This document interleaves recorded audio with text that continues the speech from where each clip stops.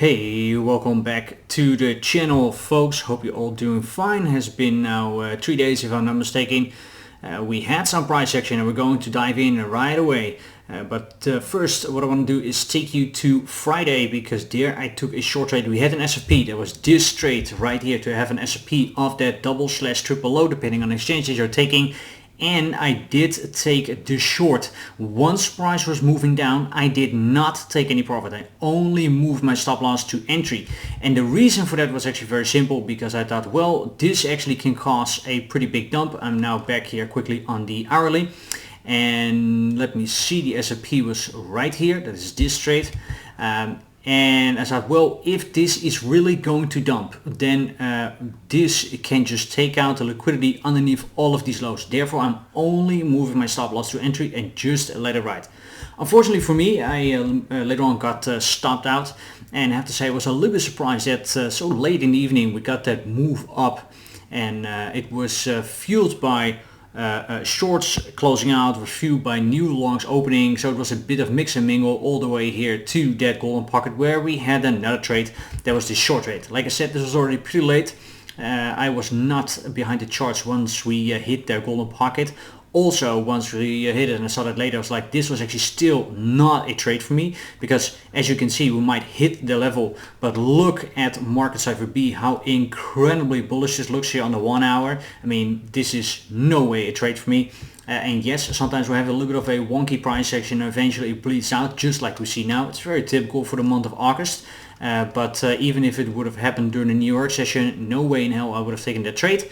And later on we had a backtest, and this high right here was slightly lower than this one, so also no trade. If you did, however, took this trade, congratulations. You should have moved your stop loss now already to entry, and also make sure that you take some profit. Okay, so let's real quick clean the charts. This was that short trade that, like I said, that I took, got stopped out of entry. Then we had this one from the ultimate high, but this was just kind of, like I said, the squeeze up. It went very fast. That was just really no trigger, no entry. And then we still have these two lows. This again, like I said, could have been a trade. If you're in it, congratulations. If we go one more time up and then take out both of these highs, so we do something like this, where price goes higher. Whoop, let me zoom in so that you can see it also on your phone. Where price goes higher, take out these highs into the golden pocket, and we have bearish divergences. Absolutely, I am taking a trade and I play it to the downside. Absolutely. So we'll keep it in for now. But like I said, if you're already in a trade, make sure that you move your stop loss to entry, because in case they squeeze higher, that you don't turn your winning trade into a losing trade. Then there are a few more things that we need to discuss. So we had this big point of control in the 78.6 here in that box. I'm going to take it out now. But actually for now it's most important that we have this golden pocket and that trade. And then we said, well, we have a few trades in the bottom. That's this one. That's the first one. That is a liquidity grab from this low right here. Said if we are going down, we're taking out all of the liquidity underneath here. An S&P of this low definitely could be in trade. Still for me something that's on the table. Let me quickly move that a little bit. And then, of course, we have the trade from what I then said, the ultimate or most preferred level, and that was right here at that golden pocket. However, as you can see, I said also this is almost too perfect, because we have another daily naked weekly put of control and a golden pocket and very low. It's almost too good to be true. With that being said, therefore I also kind of need to move this actually, because of course we made a new higher high. So this trade is still valid, but the range becomes a little bit higher and also a little bit bigger. I will keep it on, but maybe it's a little bit less likely. Talking about the most obvious, usually once you have an area or trade that is so obvious, or that it is almost too perfect to be true, usually that does not play out. Why am I saying this? I have seen, after we had this breakout, within 12 to 24 hours, at least a dozen people calling for this move right here, a backtest of these highs, of the local very high to then go higher. and that would also coincide with a backtest of the macro value area low. We have that bigger range here that we lost, and we reclaimed it now on Friday. We're also above the 50-day EMA, so we are really reclaiming some support levels. So a move to the downside to backtest it and then to go higher, to go into this support area where previous was resistance, now flipped into support. It makes so much sense. It's the most obvious trade right now. And you know me if I'm saying that a lot of people are looking at the exact same level. Everyone wants to trade the exact same level. Usually that does not play out. It gets front run, we just blast through, there's no good reaction. So yes, I will put it on the chart. Yes, it will be a trade in case we are going back and we're back testing it. Let me quickly draw in a support and resistance box. It's really this area right here. If we get a bounce, and if I see a bullish divergence on a small time frame, so what I want to see on market Cipher B, for example here on the 5 minute or on the 10 minute or 15 minute, that's all fine for me. Really, that we're doing something like this, and then also the money flow needs to come up, and price then makes a low. Completely fine. Then I'm taking the trade.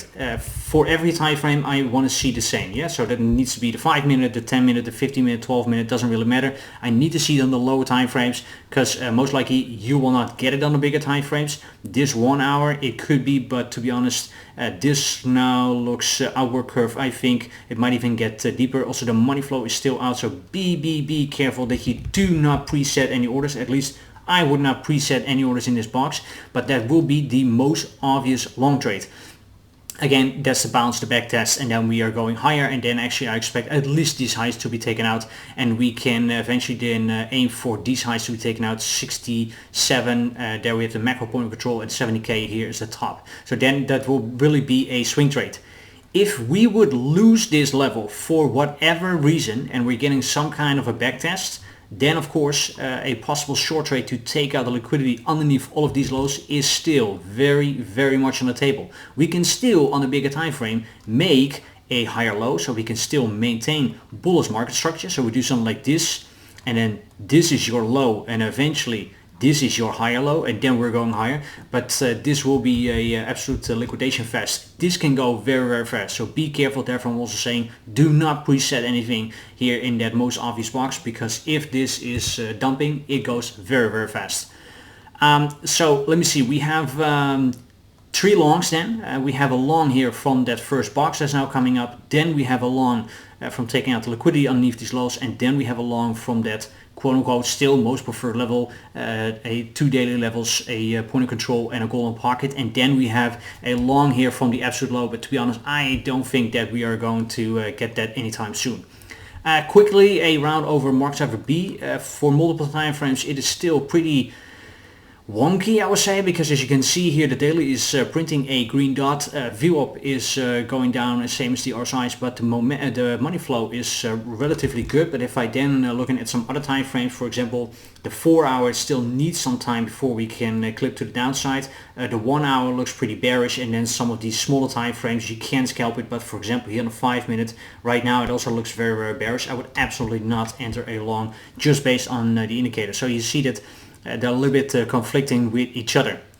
Let me see if there's anything else for today's update. No, I don't think so. I am not in a trade right now. I did not trade Bitcoin yesterday. Like I said, there was just no good setup. I want to see these highs to be taken out first, or I want to see a good bounce, good reaction with confirmations. Super important, with confirmations at this box area.